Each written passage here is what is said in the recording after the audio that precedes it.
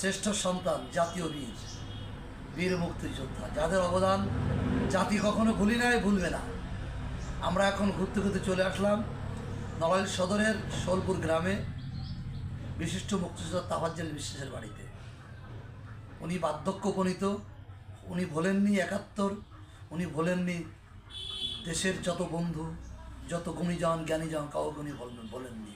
আসলে আমরা ভুলে যেতে বসিতে থাকি, এটাই জগতের নিয়ম। হলেও এটা অন্যায়, তাকে সমীহ সম্মান যত্ন নেওয়া বা খোঁজ নেওয়া দরকার ছিল রাষ্ট্রের, দেশের, জনগণের। আসলে কোনো এক সময় সবই শেষ হয়ে যায়, তারপরে কিছু কথা থেকে যায়। আমরা কাকু কেমন আছেন আপনি? ভালো।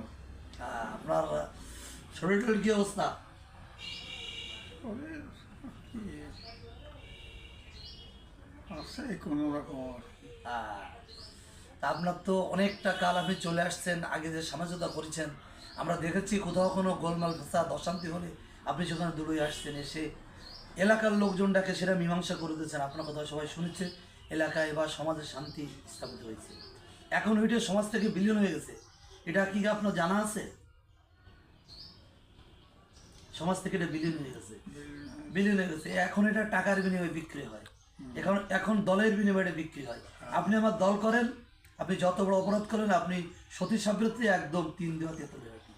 আপনি আমার দল করেন না, যতই ভালো হন আপনি খারাপ মানুষ। এই করে করে আমার ধারণা, ব্যক্তিগত মতামত, সমাজটা আজ ধ্বংসের দ্বার প্রান্তে। আসলে সমাজকে টেনে আনতে হলে, সমাজকে সুন্দর জায়গায় আনতে হলে, সামাজিক বন্ডিংটা আরও ভালো করতে হলে এরকম তাফাজ্জল বিশ্বাসের বড় প্রয়োজন। আমরা আজ তাফাজ্জল বিশ্বাস হারাচ্ছি, কালে কালে সব হয়ে যাচ্ছে। দেশ অনুভব করবে তাফাজ্জল বিশ্বাসরা কী ছিলেন, সমাজে তাদের অবদান কী ছিল। আসলে মানুষ একদিনে আস্তে আস্তে বসবে এবং দুঃখে দেখে চোখের জল ফেলবে এই সব মুরব্বীদের জন্য। তা আপনি সমাজ তো ধ্বংসিত হয়ে যাচ্ছে, একটু কিছু বলেন তো, কী করা উচিত আমাদের?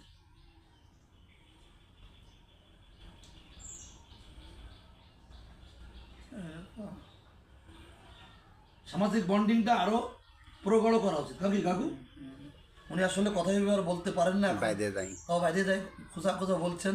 ধন্যবাদ, ভালো থাকবেন। হ্যাঁ, কেটে দে, লালটা চাপ দে। ও যা আছে জি, সবগুলোই আমি খোঁজ খবর রাখে। সুন্দর সুন্দর। আসলে বন্ধুত্বের বন্ধন কখনো ছিন্ন হয় না মৃত্যুর আগ পর্যন্ত। এটা থেকে একমত আপনি আমার সঙ্গে? একমত। বন্ধুরাই আসলে কোনো একটা সময় এসে বন্ধুর পাশে থাকে। আমাদেরও বন্ধু সংগঠন আছে, আমরা এখনও বন্ধুর সাথে আড্ডা মিলি। কিন্তু আপনি এই বার্ধক্যে এসেও আপনার বন্ধুরা আপনার খোঁজ খবর নেয়, আমি শুনে খুব ভালো লাগলো আমার।